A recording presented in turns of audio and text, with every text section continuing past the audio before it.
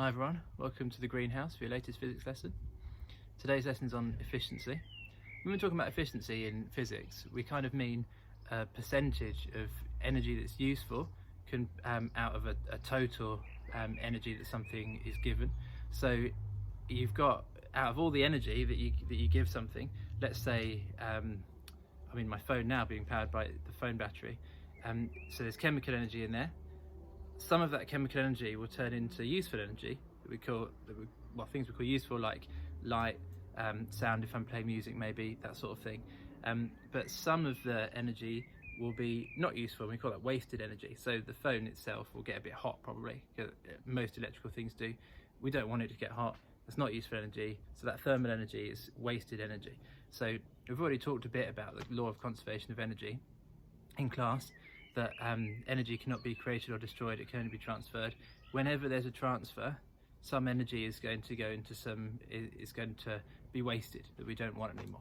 So we're going to do a practical later on with a bouncing ball, or really anything that you can find that bounces, because you might not have a bouncing ball, I guess, but maybe, I don't know, tennis ball, squash ball. Well, we'll talk about that in a minute.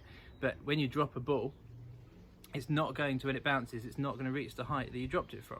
So there's some energy that's wasted there. So the ball itself will become a little bit warm. The ground it drops on will become a little bit warm. There's a sound when it hits the ground. So all of those things are wasted.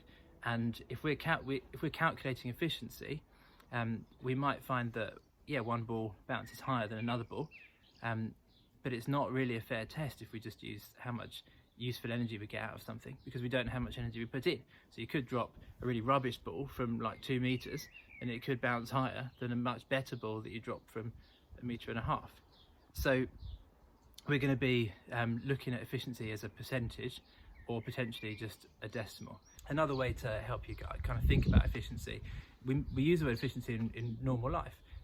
You might have realized that you work a lot more efficiently in school because there's someone telling you, don't spin your pen round your thumb, do some work. Whereas at home, perhaps that's not the case. So we might work more efficiently at school than at home, maybe the other way around. But there we're comparing, I guess, the time that you spend working. So let's say you spend your 45 minutes on your science lesson, or your half an hour on your non-GCSE subject lesson. Out of that time, how much time are you actually working? Or are you spending time sort of adjusting the seating position and things like that? So efficiency is a word that we use normally, and so I guess you could calculate the efficiency that you're working. So it would be the time it is that you spend actually working divided by the total time you spend sitting in the chair looking like you're working, and that would be a kind of analogy, if you like, to the efficiency that we're talking about in physics, where we're talking about the useful energy divided by the total energy that we've got. And if you want to turn it into a percentage, you times it by 100, but I'll show you that when I do some maths with my Sharpie in a second. So what I'd like you to do for this practical is to find something that bounces. So I found a bouncy ball, I've been quite lucky, but you could also do it with a football or a tennis ball, something like that. You might just have to adjust the height that you're going to drop it from. I'm going to do this assuming that you haven't got a tape measure, but if you've got a tape measure, it would be a lot easier to maybe hold a tape measure up against a wall so that you know it's vertical. What I've done is I've taped some pieces of paper to my shed. I know how high each piece of paper is, so I'll know what height I'm dropping this from, and then I can measure how high that it ends up, and I can do that after the event with a ruler that I can, with just a 30cm ruler, but actually I have got a tape measure, so I'm just going to take a shortcut and use a tape measure. So you're going to take your bouncing object, hold it at a known height. Now I know how high each piece of paper is, so I know how high I'm dropping it from.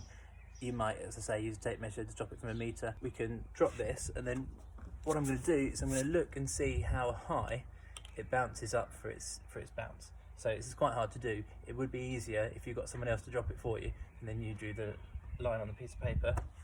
But I think it went to there. So what I'm going to do now is I'm going to measure this distance from there to there. I actually found the tape measure, and I can't be bothered to Google the height of a piece of A4 paper, but that's what I would do if I didn't have a tape measure. And I'm just going to measure this straight off. So I dropped it from 89 centimeters and it bounced to 62 centimeters. So if I want to find the efficiency then of the bounce of this ball, I do my 62 metres divided by my 89 centimetres. Now you might think, but Mr. Green, that's not energy, you're talking about just heights. And I'll show you why we can do this kind of shortcut by doing some, well, it's not that clever maths, but some maths anyway. Okay, so the formula for efficiency is that it's useful energy divided by total energy. Now that will come out as a number that's less than 1, because useful energy is always going to be less than total energy. So we're always going to have a number that's less than 1 here. So you express efficiency as a decimal, but you could express it as a percentage, and a lot of people understand much better efficiency if it's expressed as a percentage. To express it as a percentage, you times it by 100%. That's optional, unless in an exam question they say calculate your answer as a percentage.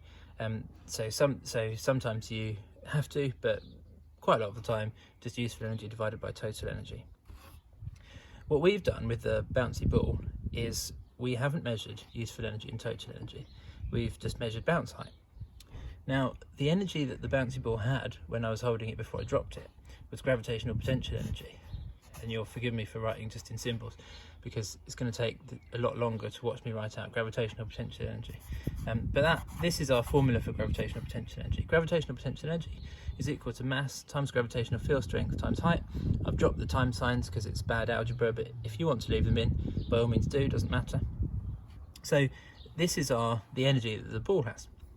So I can put this energy up here, because this is energy, and this is energy as well. So actually the energy that I'm dropping it from will be the total energy, look. So what I'm going to do is I'm going to write efficiency down here again. So that bottom number in our fraction is going to be the mass times gravitational field strength times by the drop height. So I'll write h, but I'll write h1. This is the drop height. The useful energy is the energy that we had when after the first bounce. So after the first bounce, that's h2. But you'll notice that, and we times it by 100%, just turn it into a percentage, because lots of people like to do that, but you don't have to. So when we see this then, if you have been doing your maths recently, you'll know that mass divided by mass is just 1. So we say these cancel each other out. We don't need to know the mass of the ball. The same thing with gravitational field strength. So we can just do the second height divided by the first height. Now my second height was 61. Don't know why I wrote a 2 there. And my first height, I think, was 89, but I might have forgotten that because I haven't actually written these numbers down, I'm just remembering. And so I would do that, and I'd times it by 100 to get the percentage efficiency of my bounce from my bouncy ball. I'd like you to do the same thing with your values. Your values will be different from mine, but we are always going to get a percentage that's less than 100%. I haven't actually got a calculator, so I'm not going to evaluate that, but you're going to come up with a decimal, please, with a percent sign afterwards.